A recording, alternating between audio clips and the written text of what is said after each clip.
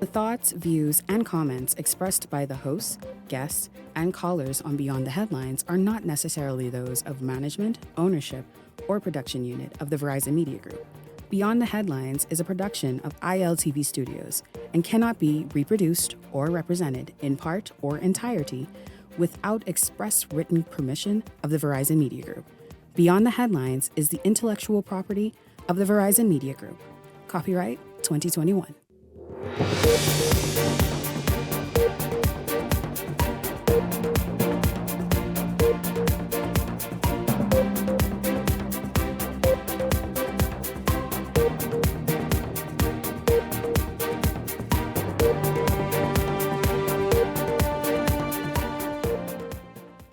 Coming up tonight, the Free National Movement launching its first group of candidates at this hour. So who made the cut and who didn't?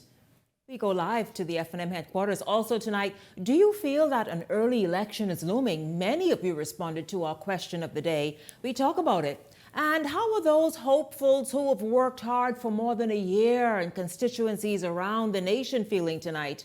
We talk about that as well. It's all straight ahead for you this evening. This is Beyond the Headlines. Good evening. I'm Shanique Miller. It's great to have you along.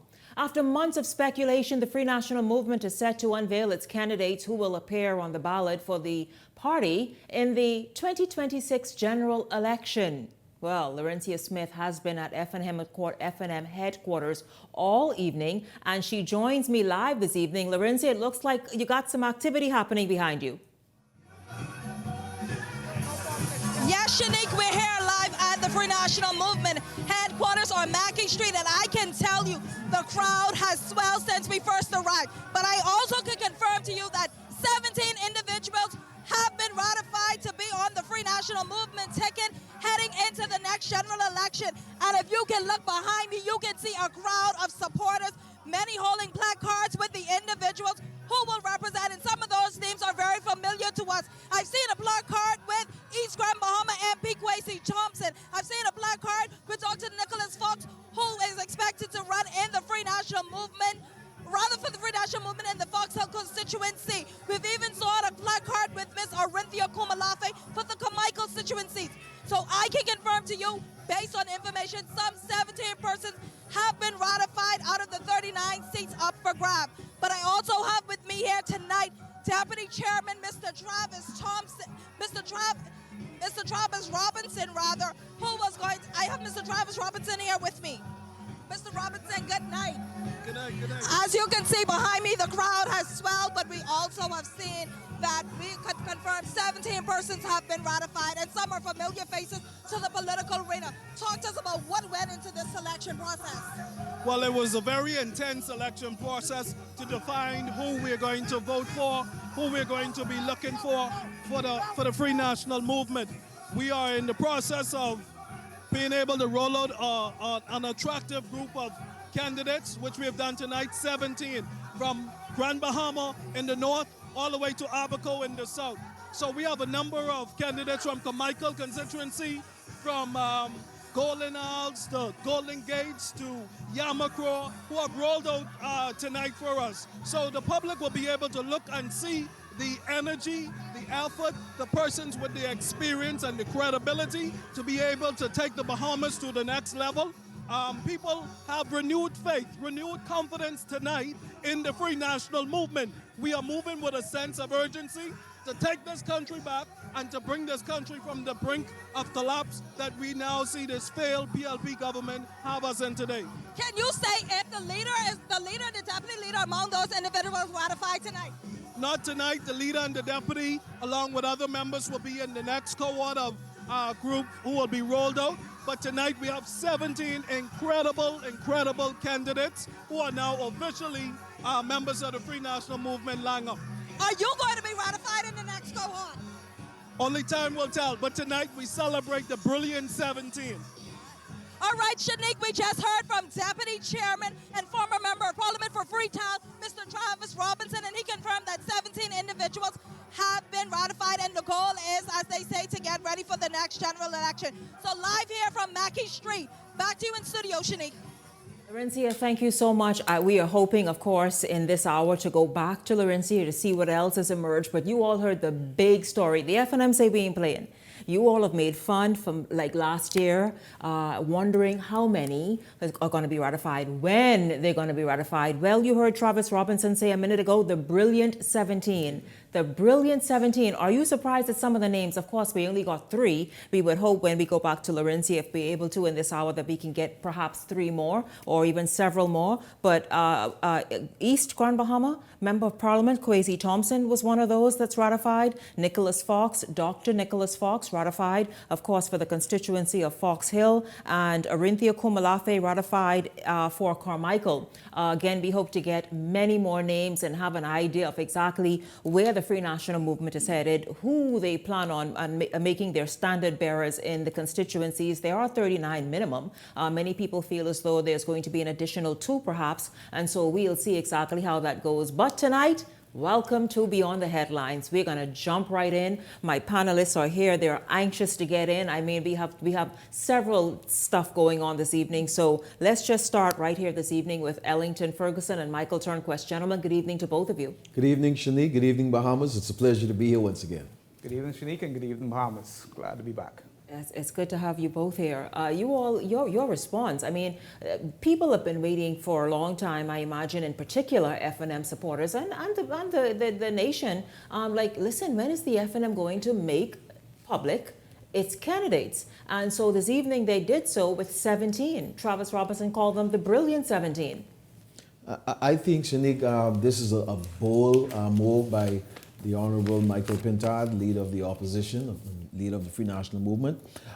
When you look at it, you can feel the energy coming out of that room. And set aside the Bahamian public at large, I think FNMs on a whole have been waiting on this. FNMs have been murmuring under their breath and asking when is their leader going to begin ratifying candidates. I think Michael Pintard has been strategically in putting this together to bring it at this point in time. I think you're seeing some energy, how long it's going to last. Can the candidate, when these things happen sometimes and you got that burst of energy, you got to be able to endure. Is it going to fizzle out over the weeks, or can they push this energy straight through to general elections? So that remains to be seen. They named a few persons. Interesting, Dr. Fox, one of them in Fox Hill, going up against the giant Frederick Mitchell. And so this is going to be very interesting. FNM seems to be enthused, and this is the beginning of great things for the party. Hopefully, Shanique, this can be also the beginning of the unification of the Free National Movement with these coming together of the candidates. Each candidate can pull people together in their constituency, and hopefully the leader will be able to pull the bigger body of the Free National Movement together and going forward. You know, I think to go piggyback off some of the things he said, you know, it's good that, you know, there's some sense of urgency now in terms of getting candidates out. I think the Bahamians at large, those especially the supporters of the FNM, want to see who the candidates are. You know, one thing you would note, the history of the FNM, there's also going to be a healing process that's going to come along with this particular journey, because you know there's been many aspiring candidates that's been along for the ride for some time, and I think, you know, some of those who are still, I'm sure, still want to be a candidate. They want to go out there and, you know, serve the people. You know, and it's just the history of the party as we know it. You know, there's going to be some who's not going to be too happy. We've seen some fallout already that came out of Abaco this week in the papers as relates today, to, you know, So, you know, I mean, this is something that the FNM goes through over and over, and this is now, you know, it's and it's all with everything that's happening. It seems that we might have an early election. We see the PLP. You know, they're gearing up in the east. They've been doing some things. Motorcade starting up. You know, these are all signs that we're getting that, you know, the election is near. So then, Michael, let's jump in then. If election is near, which I would say, you know, Leslie had to pay me live on this show before. I want to wager with you both, because I'd say next year. I don't think this year, anytime next year. But you mentioned the fact that there's some healing that must happen and election is near. Well, yes, that's true, because even if it's next year, that's just like a year away. You mentioned some of them, and I'll get into this later in the next segment. But people are angry. People are hurting. And so how soon can you mend those relationships to convince people to come on board and let's move forward? I think in the entire process, I think a lot of candidates were pre-warned that we have whatever amount of candidates that are out there aspiring to be standard bearers for the FNM. At the end of the day, I've once, I wouldn't say went through something like that, but going through a whole election process, not being elected, that's something that really you have to sit down and you have to take it all in and say, okay, here's how I deal with it, here's how I move forward. And this is what some of these candidates, aspiring candidates, are going to have to do. They're going to have to take some time and really, go through, what happened and, maybe what they need to do going forward and just how do they come to grips with it and how do they move ahead. I mean, the decisions that they make, is all with them in terms of how do they go ahead, how do they deal with this type of situation. But at the end of the day, this is what they signed up for. And this is what, only one person could have gotten the nomination. Right, exactly. Let's look at, I want to move because that topic is actually for the next segment. So let's just look at the three that we know, though. And again, we're hoping to go back to FNM headquarters with Laurencia Smith after the break. But here it is, Kwesi Thompson. What is it that we can expect from Kwesi Thompson that we haven't seen already that's needed for a new East Grand Bahama, that's needed for a new type of energy, enthusiasm, ideas, vision to take East Grand Bahama forward as Grand Bahama itself appears really turning an economic corner, an economic turn and headed towards something amazing? Shanique, I've observed Kwesi Thompson across several administrations. I am not sure that we're going to see anything dynamically new from a new Kwesi Thompson after the next general election. I think you're going to see much of what he's had to offer. He's worked in the previous minister administration. He's now working with Mr. Pinta. I think he also was in with the Ingham administration. Yes, he was. And so I don't see anything new coming from that particular candidate. I see he's going to be able to continue to contribute. Do constituencies now require more, though? And I'm not saying go and reinvent the wheel. Sometimes what you are is what works. But it's just that with just so much happening, when you look around us and see the demand for more, the need for more, that what these candidates would need to be. But Shanique, give me a second, Michael. Absolutely, Shanique, because what you see, there are a number of things that is taking place. The change and the shift that is now is already taking place in Grand Bahama. The communities, the dynamics of these communities are changing. So politicians have got to be able to bring that energy continuously. I remember, I want to recall back when Maynard, what's her name, was in Pinewood Garden. Alison Maynard Gibson. When it was time to go again, she said she don't feel it. She don't feel the fire in her belly. And she stepped aside. You've got to be able to bring that energy. You've got to be able to bring new energy. You've got to be able to rise to the occasion as these communities develop. I think one thing that, Kwesi at one time was Minister of Finance, I think, under the Minister administration.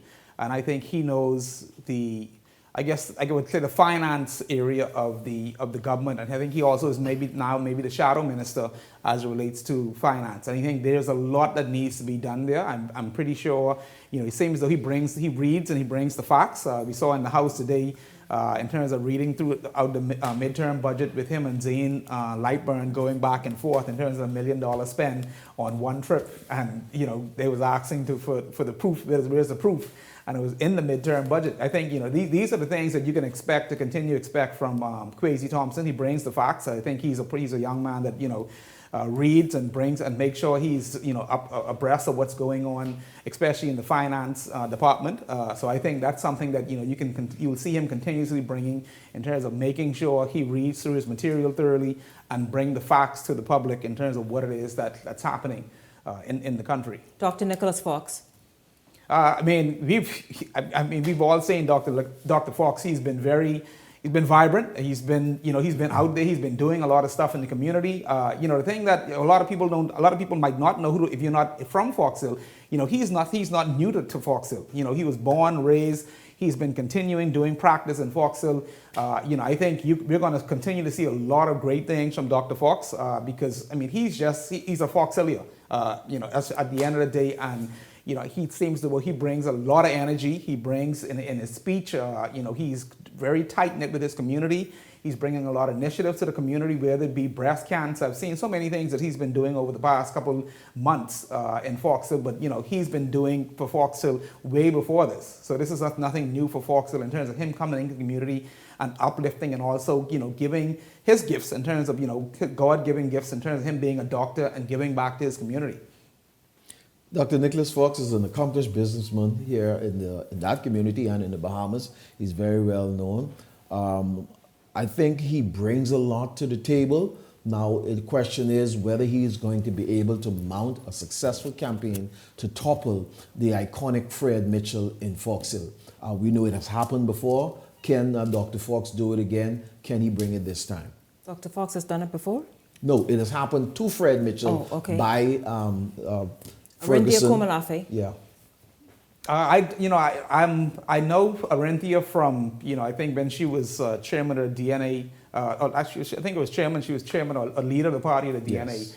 I don't know much in terms of what it is that, her background in terms of what she brings. I really don't have much to say on that one. I think Arinthia Komalafe, she comes from a very good family, a well-respected family. I know them very well. There's a big question mark that looms over her head. Is she appealing to the voters? Is she appealing to Carmichael? Can she win Carmichael? She's been in several places. She's from the Progressive Liberal Party. She went to the DNA. She led that party, and now to the FNM.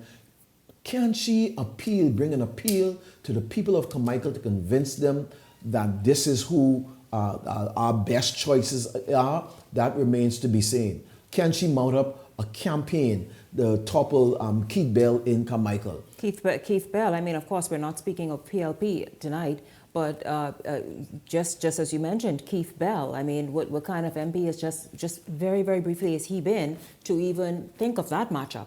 When you look, there's been some things that has been taking place in Carmichael, and I think the people in Carmichael knows him very well. He moves around. He's reachable in Carmichael, and so Arinthia gonna have to top that. She's gonna have to top that level of representation. She's got to be able to convince people that she is the one for the job. Very nice young lady, very nice family. Yeah.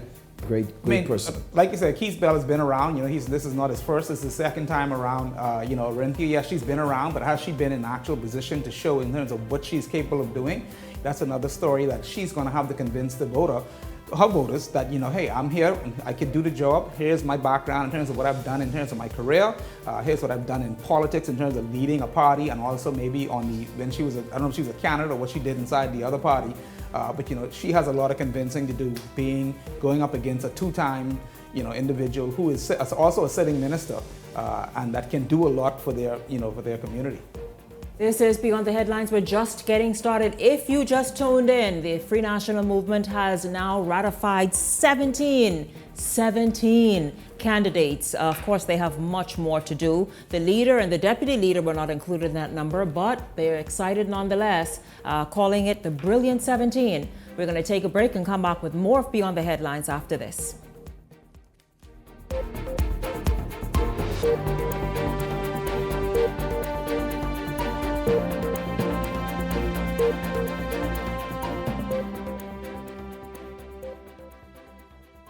At the Water and Sewage Corporation, safety and convenience are our top priorities. However, our meter readers face challenges that can make their job difficult. Locked gates to guard dogs sometimes leads to missed readings and estimated bills, which can be frustrating for you and us. That's why we're upgrading to digital meters. They bring safety, accuracy, and convenience to homes across the Bahamas. We can streamline data collection, reduce on-site visits, and provide more accurate bills with no more estimates. Digital meters also help detect leaks early, saving you from costly bills and reducing water waste. Soon, a user-friendly app will let you track your water usage, manage bills, and stay informed, all at your fingertips. Over the next year, we're rolling out digital meters nationwide, transforming how we serve you with a safer and cost-efficient water supply. To learn about our digital meters, visit our website or call us today. And don't forget to update your information at any of our locations.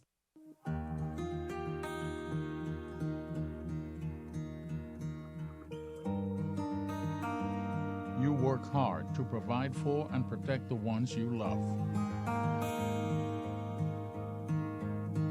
However, life can present unexpected challenges. Who you call in times of need matters. Insurance Management is a Bahamian-owned company that has been serving our community for over 40 years, offering a wide range of coverage for all of your personal, professional, and commercial needs. When life happens, rest easy knowing that our skilled and experienced agents are there for you in your time of need, so that you can get back to what matters most. Insurance Management. Nobody does it better. Welcome to Paradise Premium Foods, where exceptional taste meets everyday convenience. Right in the heart of Hurricane Hole Plaza, whether you're planning a beachside brunch, an intimate dinner, or simply restocking your favorites, we offer only the finest selection of local and imported goods, handpicked for quality, freshness, and flavor. At Paradise Premium Foods, shopping is effortless, service is personal, and every visit feels like a treat. From gourmet meals to go to organic essentials and indulgent treats, this is your neighborhood market elevated. Live well, eat better. Discover Paradise Premium Foods, now open at Hurricane Hole Plaza, Paradise Island. Paradise Premium Foods, taste the difference. If you enjoy watching Beyond the Headlines, take advantage of our exclusive offers with 4 15-minute interview segments at $1,200 and 20 30-second TV ads at $2,000. Contact 557-0258 or 557-0259 for more information. Go beyond with Beyond the Headlines.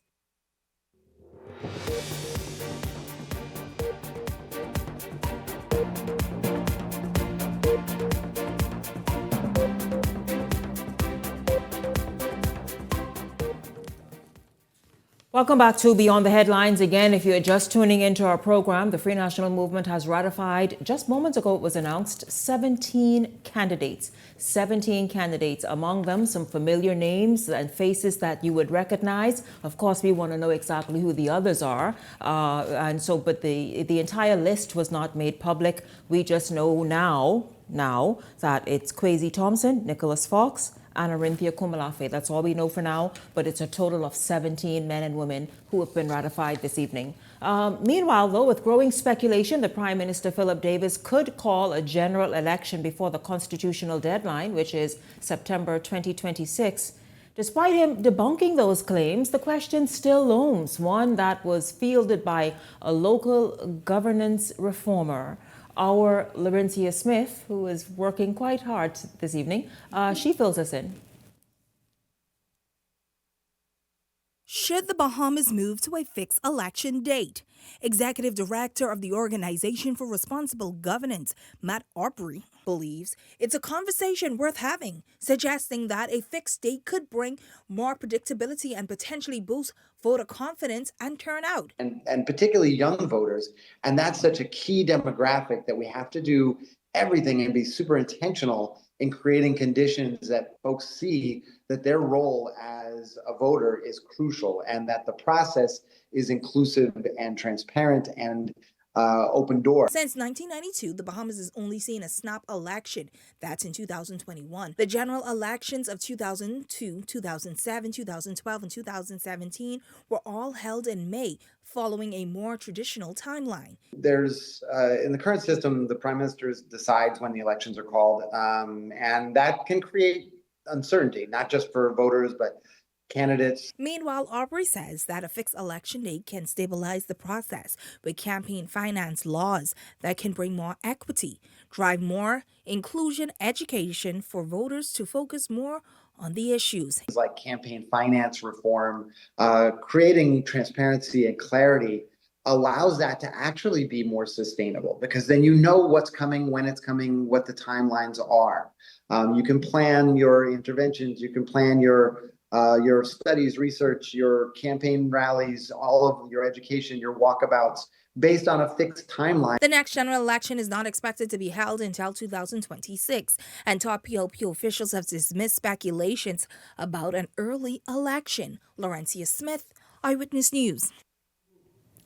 So, gentlemen, you heard, of course, we are continuing to follow what's happening there on Mackey Street. And after this break, we perhaps can bring you some more names that we see floating about. We hope to have Laurencia Smith join us. Maybe she can officially tell us those names. But we'll speculate based on the posters we see coming in. How about that? We see posters coming in. Okay. But Ellington and Michael, people are speculating in this Westminster system. And I had a conversation with a media colleague just this week on that. I'm not well versed on the Westminster system, but particularly in the region, the leaders, the prime ministers are the ones who hold this, and they hold it right here in the palm of their hand. Like, it's been that way. They determine when and how and what date and all the rest of it. But as you saw, Matt Arbery from the Organization for Responsible Governance is saying fixed dates for election, and among other things. Yeah, Chanique, I think sometimes, leaders use this as a strategy in terms of, they know when they're down, they know when they're doing well, they know maybe when they think when it's time. We've seen it with, Minnesota, when he called an early election, that he had it in the bag, and this was the best time for him to call an election. I do agree with the possibility of having a fixed election date, and here's why I say that. You have a lot of persons who they plan vacations, they plan a lot of things around, this, whether it be summertime, Christmas time, whatever time one might decide, it's my time to do an election. I feel as though I can win now. Let me call this a November election. A lot of our Bahamians, we have kind of lost faith in the electoral process, and sometimes some don't show up. Some don't, they say, hey, I like my vacations already planned. They don't, take heed in terms of going and trying to fill out the early voter, going through all that whole rigmarole process. I think Bahamians, if they know what a fixed date, whatever the date may be and it's fixed, people then plan around that particular time, that particular date, and they make it a point that I'm going to be here because I don't want to miss the fireworks. I want to make sure that I'm there to cast my ballot. And they're more than happy to do that because now it seems as though that, hey, I have a date. That's the date I work with. I'm going to make sure every 4 or 5 years I'm here for that particular date. And I think that's why we need maybe to look at it and possibly give it some thought. Whereas though people are now say, hey, I'm actually going to show up. Because the last couple of elections we've had a low voter turnout. And one might ask, some people just don't want to vote. Some people might just say, man, y'all don't call an early election, I'm traveling. I'll just go do something else. Shanique, I hear this been pushing around for some years now about a fixed election date, and you will always hear opposition talk about it, and then you don't hear it no more when they win. You'll always hear organizations like... It's an opposition tool. Absolutely, and like Mr. Albury talk about it consistently. I don't think it's all of that people make it out to be. Michael just alluded to a low voter turnout during 2021. I mean, people weren't really traveling then. People were basically home. I think just coming out of remember now, that was different. People didn't want to be around people. My point is, what we need to do, people didn't want to go online to sign up around nobody else. Exactly. We need to look at modernizing our voting system, where people traveling or people in school away or Bahamian executives that working for the government and all, they can vote at various stations. I think we have some of that to some degree. We just need to enhance it. I think we all know now election is next year. The law gives a certain stipulation. If it have to go a week or weeks after the exact date, it can only go so far. To do that and put a specific date, so you're saying then that a prime minister will not be able to call an early election because the law already tell them how far they can go. So we know election will be next year. I mean, if it's in September or October, somebody's got to take their vacation in October. If it's in June, somebody's going to be on vacation in June. You can't get around that. I don't think it makes all of that. We just need to make sure that people can vote, make sure that every Bahamian is not disenfranchised, and whether they're traveling and they have prearranged, once they can prove that, we accommodate them and make it happen. But there's nothing that speaks to how early you can call an election. Well, and that's the issue. so you don't want to stipulate that should something be going wrong in administration or with the country that a leader can't go to a general election? I don't think you want to put the country in that kind of a straitjacket. Yeah, But- quite interesting. I mean, look, it could go either way, but at the end of the day, I still think that and maybe one time you try it. I mean, the U.S. politics, I think they have fixed elections. But they can have early elections Right. if it's so needed. But if I think and it should maybe the legislation needs to be changed if so needed. Whereas there was a disaster or something that go wrong or voter no confidence, something of that sort. You have to try make sure your legislation speaks to anything. And it does speak to that. If a government feel that they needed a new mandate, they can go back to the people. We might have a November election. I don't think we're having that. People are speculating and people are talking. People are just trying to be smart and call the election early. I think our Prime Minister Brave alluded to the fact that they have a lot of work to do and they're busy working. I think Prime Minister is going to go his term out because to go to an early election, even all the things that they talk about in the budget, people have not seen those things yet. They have not begun to touch people really yet on the ground. They're doing a lot of big things for the country, but the Prime Minister knows that he still has got to touch a lot of people before he rings that bell. Okay, so this to me, I look at it this way. If we look at it, to me, it seems as though we're in campaign mode, right? The PLP is in campaign mode. With everything, all the motorcades has been happening. I don't know if it's the PLP spending their money or we're spending the people's money. At the end of the day, when we talk about campaign finance and reform, as it relates to where monies come from to run so-called, whether it be the governing parties in power, at the end of the day, if we're going to carry this on until next year, that being, let's say, it's August, September, that's a lot of money. I don't think it's August, September, but the point is... I don't think so either. Yeah, but we obviously will see. We know what's happening here. It is sort of the precursor to an election. Absolutely. And it's to get people, get their attention, start getting your message out there, letting people be aware and follow your and track you and to see what you're doing so that they're tuned in to see exactly what a government or an opposition or whatever is and doing. that's what happened a year out from every election to in every win their country. confidence, absolutely. Yes. Meanwhile, though, with the Progressive Liberal Party releasing its 2026 election campaign on Labor Day, and that's they launched it on Labor Day, and the Free National Movement, of course, just this evening, you all saw moments ago, they unveiled 17 of their candidates that will vie in 2026. The recent political moves have sparked tons of speculation. You heard it just even here a moment ago with this discussion. Well, today, Eyewitness News turned to social media and we posed the question, do you think the country is headed towards an early election? Well, here's how you responded. 20% of you voted yes. Signs are pointing to it. 12% says possibly, but it's too soon to tell. And an overwhelmingly 68% of you said no, no. That's just normal political stuff and preparation headed towards an election. And so there you have it, you all. Thank you all so much, of course, for continuing to the 68%. I'm with the 68. Thank you all so much for continuing to participate in these Let's questions. do it. I want you both to be a Leslie Miller. Shanica's become a betting person. Listen to me. Listen, I want put y'all to my be money on Leslie and 68. pay me on air. 68. And I'll tell you when it was. It was another election, the by-election in Grand Bahama, Yes. West End and what is it Yes. called? That constituency, West End and Bimini, I believe it's called. West End and Bimini. And he bet that a certain On party would live. not get I was there. and I said, Leslie, no, they will. And here he had to come here. So Michael, speak up, talk quick. Talk, Michael. Talk fast. I'll leave that for a later date. I'll continue to do my polls and see what I come up with. Ellington, also. what you saying, Ellington? What's going on? I'm ready to put whatever you want. The 68% is correct. It's not going to be this go year. next year. You put what, 100, 500? Let's put it.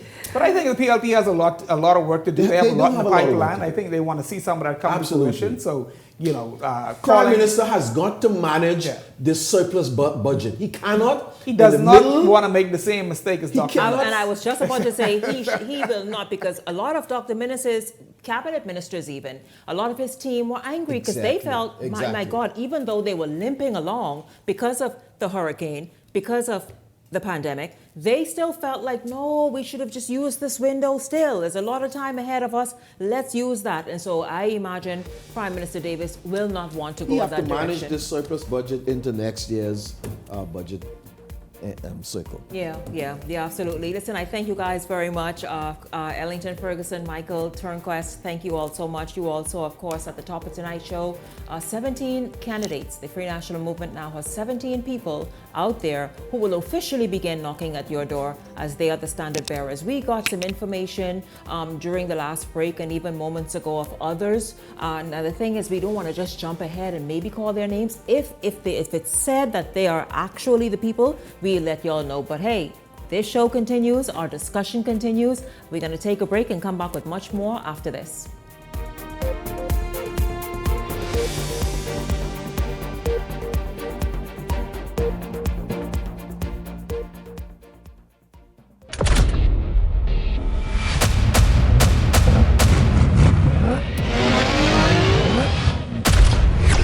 Win a brand new 2026 GAC MPOW every week for 5 weeks. Every 10 reward points earns you 1 digital entry. The more entries you gain, the better your chances to win. 5 weeks, 5 cars. Will you be one of our lucky winners? Catch the keys today, only at Island Luck. Island Luck reminds you that it's only a game, so game responsibly.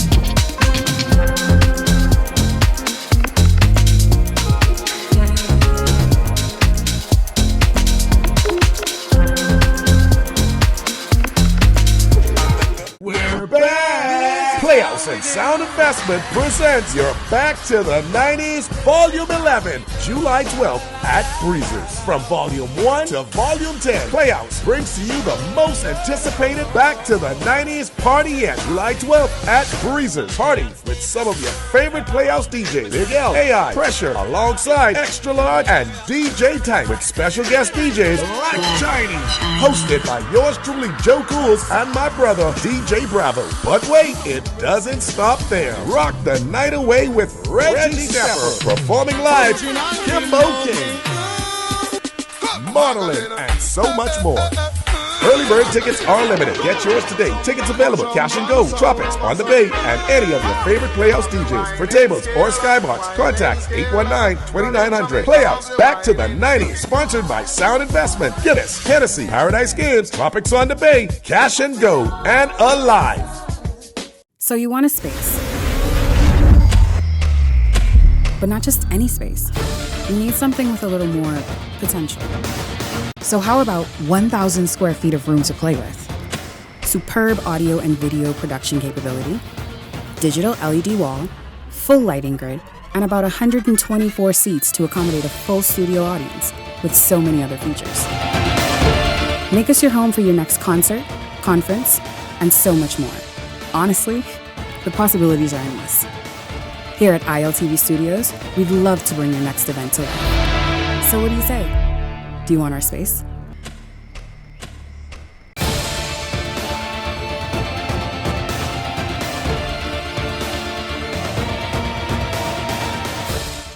If you enjoy watching Beyond the Headlines, take advantage of our exclusive offers with 4 15-minute interview segments at $1,200 and 20 30-second TV ads at $2,000. Contact 557-0258 or 557-0259 for more information. Go beyond with Beyond the Headlines. This segment is brought to you by EV Motors Fleet Sales Division. For 2026 commercial vehicles, call 821-2403 today.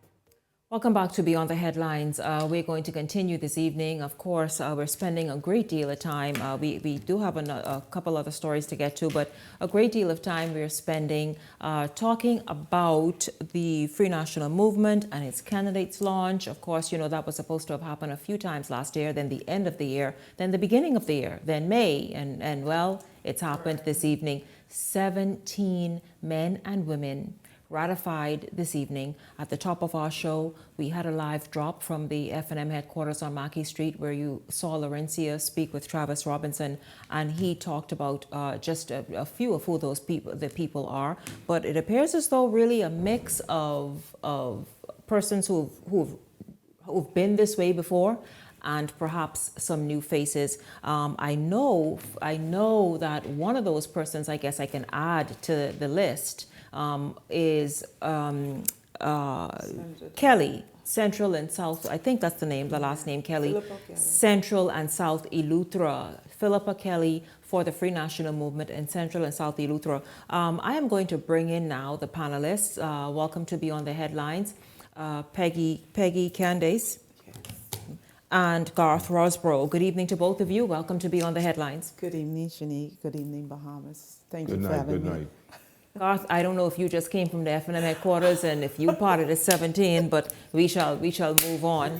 I used the term brilliant, Shanique. Well, he And did all say brilliant. 17 of the brilliant is say- inside me. He did- I am brilliant. He did say brilliant. I He am said, brilliant, I 17. see you dressed, either you were Republican or you were F&M. One of the two. It's something with this red tie, it's something, but I won't look go any official. further. Yeah, you look very official, very... Well, I thank you. What are y'all doing this evening? Well, we're thankful for the rain, and I just figured tonight is an official night for the Free National Movement. Let me give my homage, my respect, my gratitude for them stepping up now to the plate to bring these 17 after we saw their beloved one leader slipping into his car, giggling and laughing. Finally, they got something done. You're talking about former Prime Minister Ingram on last evening's... Nothing happens till you see him. Oh, he made it happen, you're saying? Well, he was there. During the last year convention, he was there. We didn't hear anything after the convention till we see him now again, and now he's here. What are you trying to tell me? Nothing happens until we see him. The question is, he's 17, who do they belong to? Oh. Do they belong to Michael Pintard? Or do they belong to Hubert Alexander Ingram? He's laughing. I'm not laughing. I just want to see the list. Well, the list, let me tell you, but before I put the first question to you all, the list includes Philippa Kelly in Central and South Eleuthera. We know that is a whole brewing, something that's brewing there. But again, Kwesi Thompson, Nicholas Fox, Arinthia Komalafe, Senator Enfield. Darren Henfield. Interesting names. Philippa Kelly, and there are a few more names I don't recognize, but again, in total, 17. Your thoughts about these 17, and exactly, we talked about it previously in shows that, listen, the way the F&M has to come out now and really repair its image, regain some sort of traction, energy, enthusiasm, and appeal, they're going to have to be leading with these candidates, and the leader is going to have to obviously be out front making this happen with his team behind him. Good evening once again, Shanique. For a party that demands disclosure and transparency, I don't know why the candidates are held so close to their bosoms, At least the media should have had a list so they can do their research and analysis and give proper opinion tonight, which would have helped the F&M with its public relations. And so we have to wait for the, what they are, Brilliant 17? Brilliant 17. 2 names in totality to be given us. And then we will be able to give proper comments on who they are, what they're about, and what they bring into the table. What you bring into the table? Well, we know some of them already, so what can we say? But I want Garth to first, Garth, you jump in first with the response to that question. Then we could say perhaps what we can expect maybe from the 2 incumbents that were mentioned and what they would bring to the table. Well, potentially. It's been an interesting process, Shanique. One thing that just hits me, There are those that have actually gone through the association. They've actually been vetted through the association. And then there are those that had a very surprising move. I'm speaking about Abaco, Darren Henfield, our good friend, the senator. How do you get all the way from Abaco to the north, to the capital, Nassau, in the south, in the back of the bush in South Beach? How does that happen? Does that happen through an association? Does it happen through a recommendation? What is going on in the Free National Movement? How do you all select these candidates? What do you say? Well, hold on. You're saying that to see candidates sort of moving about and maybe trying to go somewhere else, isn't that done, or that is where the question comes up? I think the almost like a secrecy. Because I've been. You don't know transparency. We don't know secrecy in the FNM. They transparent and accountable. Well, I've been involved in some aspiring candidates. Oh, you've been involved? I've been involved, and I've never heard Darren Enfield name for South Beach. Thank you very much. I know Darren Enfield. It's my neighbor in Carmichael, right around the corner. Hallelujah. And I believe he would have been a better fit for Carmichael, but that's little or nobody like and maybe me. had you stayed in, you may have helped them to make that better decision, eh? But had you stayed in Carmichael... they're not listening to nobody. But then, you know what's something very interesting? Now that you mentioned Carmichael, Mr. Rinthia Kumalafi, former leader of the DNA, former PLP Women's Branch leader, after the DNA defeat, goes back to the PLP and quickly bounces over to the Free National Movement. Do you recall when she first went into Carmichael? It's almost as if Michael Pintard had already put his arms around her, embraced her, accepted her, and gave her that nomination. You came on this show at one time, Peggy Candace, and you said that you heard that Arinthi Komalafi was going to be nominated, a female, for Carmichael. She was one of 3 names, I do believe. Philippa Kelly, and the other lady's name was, who was that again, Peggy? Dennerly Penn. Dennerly Penn, Southern Shores. Very good. And so tonight, those are the 3 people that we're watching now. You now are 2 out of 3, Peggy Candace. And they call this show to let you know you are out of order. Yeah. You are out of order. Yeah, but yet you're still 2 out of 3. Your percentage right now is better than that of the chairman, who was 3 out of 4. So many things. Well, listen, no, sorry, Shanika, knows your show, but I just had to put that there. No, I was distracted for a moment. No, because apparently North Eleuthera, Howard Ricky Mackey, as well. What do we? Ricky Mackey, that's North Eleuthera. North Eleuthera, yes. Yeah, Spanish Wells, North Eleuthera, Harbor Island, that area, yes. North, yes. Very nice guy, by the way. Let's talk about some of these returns. People who have done it before. What is it? What difference are they bringing, or do they need to bring? You think, or do they have it within them? And that is an excellent question, because if I was one to interview them, I would ask them, what would you do differently?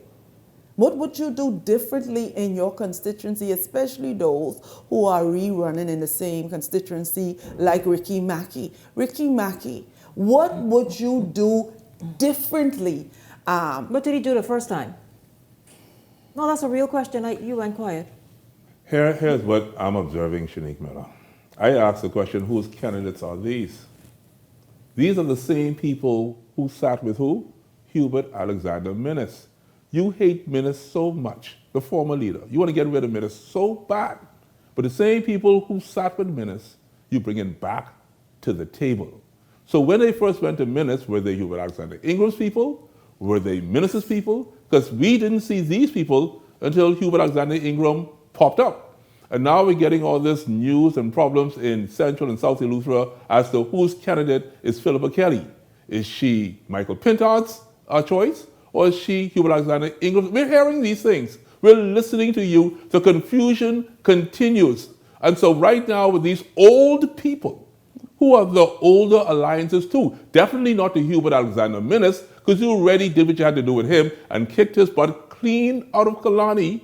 No FNM nomination for him. So who are these people loyal to? Well, it's safe to say, God. Safe? It's safe to say that many persons, and I'm giving you information that I know to be the truth. Okay. Who were believed to be supported of Minnis did not get a nomination.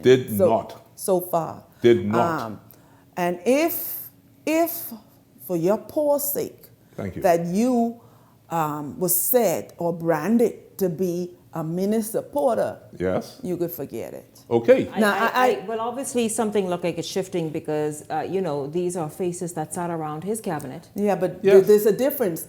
The divide came during the one-day convention. Yes. So we can't skip over the one-day convention. And so some people will label, and you had to make a decision for the one-day convention. And so you either went with Minnis or you went with Pintard. Wow. And if you were labeled a Minnis person, You finish. I don't think only one I'm sure of. One is position labeled as a minute person, but he did not get the nomination. One guy. Peggy, you're so sharp tonight. I cannot allow you to go to any more rallies. Not you. I ain't letting you go to no more now. You just on the money. I want us to talk about Roscoe Thompson, guys. Roscoe Thompson, somebody who's seen as Mr. South Abaco. Oh, yes. Someone who helps in the community, is very strong, has a big voice, is an advocate, always has been, loves South Abaco in general, but really just somebody who is a standard bearer, just all on his own. Now he's been the chairman of the Free National Movement for quite some time in South Abaco. He stepped down and resigned today. I reached out to him. I spoke with him. He said, Shanique, I'd love to speak with you, but right now, give me a moment to clear my mind. Just let me clear my throat, is what he said. Your thoughts about what's happening, these little skirmishes around, that's still hanging around? I think the persons that I know, two in particular I can address, Roscoe being one, and Young Swan from Daquan from Swain, from Western Grand Bahama, the aspiring candidate, who seems to be the most natural fit when you talk about community workers, people working in development of the community, connected to the people in the community. You would thought that this would be the easiest pick. Daquan has a history of working, the young man working in his community, and so what were the criteria for these nominations? Mr. Roscoe Thompson, well known for his advocacy for his area and the entire island. When it came to the voluntary firefighters, he's always been involved, always kept the nation abreast of what's going on in Abaco. So what's the criteria that eliminated Roscoe Thompson and a Young Swain, is it? Yes, from being named candidates, and now who are the people who were chosen over them, and what made them more palatable or whatever to the FNM, and it is a mystery to me, because you would think you would want people who the people in the constituency already love, have a history of working. Have a history of commitment to their constituency, like the young gentleman who took on the Grand Bahama Authority, who stood up for power, Grand Bahama power, who ran independent. That's his commitment to his community during the by-election. What else did he have to do? Who did he have to love? I'll tell you what happened there, Peggy, what I can assume happened. Because of their community presence, during the times when they took action against, like the Grand Bahama Power Company and others, they made mention in terms of their position that possibly offended the organization. In politics, there are certain people who watch over the organization, and they recall and remember all of your actions. If they feel as if you are not a suitable or a candidate that's going to be committed to the organization wholeheartedly, they will hold that against you, and you could pay for that later. There's actually, well, look at Arintiko Malafi though. That's I got to go back to her. How much did she say against? I think I got to stop me doing this. How much did she say against the Free National Movement when she was the leader of the DNA? Yet she is one of the first 17, brilliant, to be chosen in the Free National Movement. No, and so when you talk about Daquan Swain, and I'm trying to really give him the benefit of the doubt that, you fought, and you may have said something, but Arinta did the same thing. You all know all is fair in love and politics. Fair? Fair. No. People cuss out an organization today, and the next day they could be a part of that organization. Listen. With the F&M that I've learned, Had you been in? painfully, the lesson I've learned from the Free National Movement, especially these crews, is that it's a matter of control. A petty man. Petty, but it's a matter of if they can control you. Yes. And how deep you can kiss up. Oh.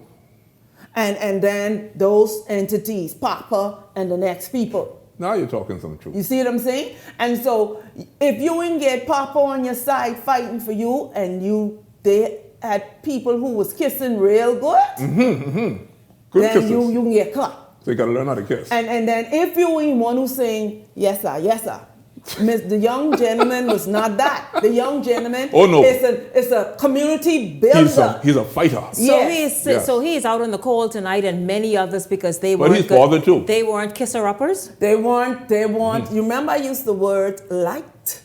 If you're not liked, it is also a problem that I came to conclusion about a fan base, a group. Okay. And this small cycle, because you're going to hear a name that I've never heard in the community, and I'm waiting for it. Who? I'm waiting for you. Remember when I call names, Santos call you. So you're going to hear a name that I've never, ever heard on the ground in the constituency until. Well, tonight, Cassie Stewart, how are you doing? What? I know that he too was interested in Central and South Eleuthera. No, you don't go Eleuthera. And what is that? What is happening there? You know, again, Eleuthera people we will talk more, because by tomorrow we'll know these 17 people, and obviously we will spend some time and see exactly who they are. A number of people reach out to me. This is why I could call the names from. I think William Hunt. I'm not sure of that name, and several others. And so and William Hunt is a very upset man. Yeah, so Many of them are upset. A number of people, because they felt as though, listen, this dragged on too long for them to be sitting out in the cold. Too late to apologize. And the length of time, and people were emotional invested, and then they spent plenty of money. That's the problem too. Yeah. Yeah. Well, I thank you all very much. Of course, at the top of tonight's show, we had Ellington Ferguson and Michael Turnquest, and of course, Laurencia Smith, who is at F&M headquarters this evening covering that rollout. And then, of course, in this segment, Peggy Candace and Garth Rosborough. Thank you both as well. I want to thank all of you this evening for tuning in. Certainly enjoyed having you along, and I look forward to seeing you right back here tomorrow evening. For the entire Beyond the Headlines team, I'm Shanique Miller. Make it a great evening, everyone.